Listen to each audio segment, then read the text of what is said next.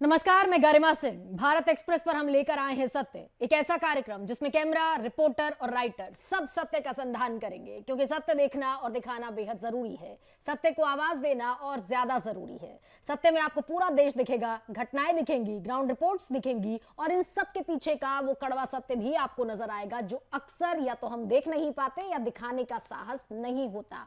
सबसे पहले सत्य में आज जिस खबर का सत्य आपके सामने रखेंगे वो राजस्थान की सियासत से जुड़ा है। सचिन पायलट बड़े बड़े पोर्टफोलियो संभाल चुके हैं, न सिर्फ राजस्थान में बल्कि केंद्रीय भूमिका में भी। सचिन पायलट एक समय पर उप मुख्यमंत्री राजस्थान हुआ करते थे। अलावा इसके वो प्रदेश कांग्रेस कमेटी के अध्यक्ष भी थे। इसके अलावा भी बहुत सारे पोर्टफोलियो उनके पास थे, लेकिन पिछले 3 साल में सचिन पायलट पूरी तरीके से पैदल हैं। न संगठन में कोई जिम्मेदारी है, न सरकार में कोई जिम्मेदारी है, और इसीलिए बगावती तेवर बार बार उनके सामने आते हैं। इस दफा पार्टी आला कमान के मना करने के बावजूद, ताकीद करने के बावजूद अनशन पर बैठे।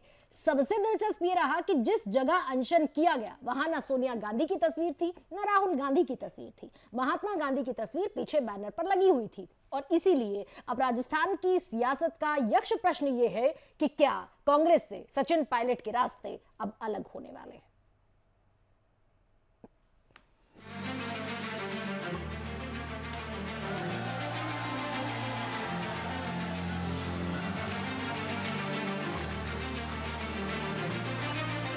लगता है कि राजस्थान के पूर्व उप मुख्यमंत्री सचिन पायलट अब आर पार की लड़ाई के मूड में हैं, क्योंकि अपनी ही सरकार के खिलाफ उनकी बगावत का तीसरा चैप्टर शुरू हो चुका है।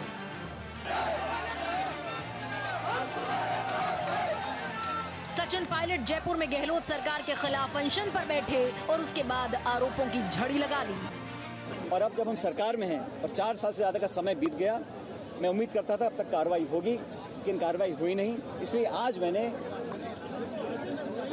उस सरकार के करप्शन जो मामले थे उन पर कार्रवाई हो, इसको लेकर आज अनशन रखा है और मैं उम्मीद करता हूं कि कार्रवाई होगी। हालांकि इसके पहले पार्टी ने साफ लहजे में चेताया था कि अनशन पॉलिटिक्स, पार्टी विरोधी गतिविधि माना जाएगा। इसके बावजूद सचिन नहीं माने। अनशन करने की घोषणा करते हैं और अनशन करने के पूरा उतारू है, तो उस पर राजस्थान के जो प्रभारी हैं उन्होंने स्पष्ट रूप से कहा कि कांग्रेस पार्टी का जो अनुशासन है वो इसकी इजाज़त नहीं देता और वो पार्टी के विरोध में है। सचिन पायलट जी इसको पुनः गंभीरता से विचार। सबसे दिलचस्प रहा कि सचिन पायलट के अनशन मंच पर न तो सोनिया गांधी की तस्वीर थी और न ही राहुल गांधी की, सिर्फ महात्मा गांधी की तस्वीर बैनर पर नजर आई। अनशन की किरकिरी के बीच गहलोत एक बार फिर शक्ति प्रदर्शन करते नजर आए। उन्होंने 2030 तक राजस्थान को नंबर 1 प्रदेश बनाने का संदेश दिया।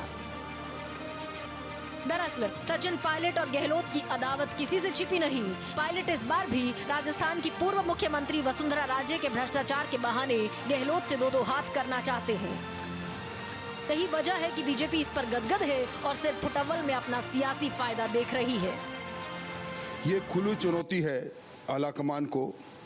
आलाकमान ने कहा कि अनुशासनहीनता है, इनके प्रभारी सुखजिंदर सिंह जी ने कहा अनुशासनहीनता है, पर वो अड़िग है।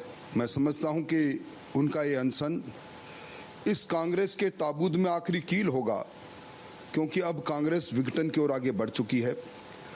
पूरे देश के अंदर कांग्रेस का आलाकमान अब कमजोर हो गया है। सचिन पायलट की हताशा बार बार उन्हें बगावत के रास्ते पर धकेल रही है, क्योंकि सचिन के पास पिछले 4 साल से न सरकार में और न ही संगठन में कोई पद है।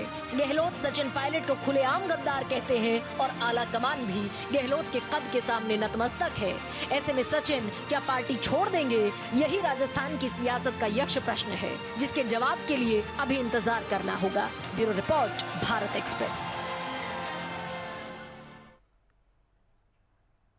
अपनी ही सरकार के खिलाफ मोर्चा है और सचिन पायलट अब जानते हैं, क्योंकि ये बगावत का पार्ट 3 है। 2020 से बगावत के अंदाज शुरू हुए थे। गहलोत सार्वजनिक तौर पर कहते हैं कि सचिन पायलट गद्दार हैं, क्योंकि बीजेपी में जाने की सुगबुगाहट थी। लेकिन अब क्या वाकई सचिन पायलट और कांग्रेस के रास्ते अलग अलग हो रहे हैं? देवेंद्र सिंह मेरे सहयोगी मेरे साथ है, उनका रुख करेंगे।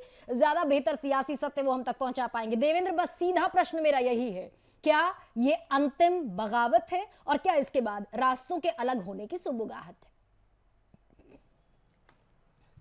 देखिए, सबसे बड़ा सवाल यही कहा जा रहा है, क्योंकि उनके मंच के पीछे जो तस्वीरें थी वो महात्मा गांधी की थी, उसमें कांग्रेस के किसी नेता की तस्वीर नहीं थी। और अब इस अनशन के बाद सचिन पायलट के से एक और बैठकों का दौर जो है वो आलाकमान के कुछ नेताओं के साथ हो सकता है, वायनाड से राहुल गांधी और सोनिया गांधी के, प्रियंका गांधी के आने के बाद। लेकिन सबसे बड़ा सवाल यही है कि आखिर सचिन पायलट अब करने क्या जा रहे हैं, क्योंकि उन्होंने अपने समर्थकों, विधायकों और मंत्रियों को, क्योंकि अनुशासनहीनता की कार्रवाई होती है इसलिए उन्होंने आने से मना किया हुआ था, लेकिन जो कुछ पदाधिकारी और आम में अपना पकड़ एक हिंट दिखाने के लिए शक्ति प्रदर्शन के तौर पर इसको देखा गया। लेकिन अब भी यही सवाल है कि आखिर क्या सचिन पायलट एक नए विकल्प की तलाश में है, और दोनों ही एक तीर से जो दो निशाने हुए हैं, एक तरफ अशोक गहलोत की तरफ उन्होंने निशाना किया है, तो दूसरी तरफ पूर्व मुख्यमंत्री वसुंधरा राजे की तरफ उन्होंने निशाना किया है। तो बीजेपी और कांग्रेस के नेताओं के अपने ही पार्टी और विपक्ष के ऊपर दोनों निशाना साध कर कहीं ना कहीं वो ये संदेश देने का प्रयास भी कर रहे हैं कि राजस्थान में अगर तीसरा मोर्चा खड़ा होता है तो सचिन पायलट भी उसमें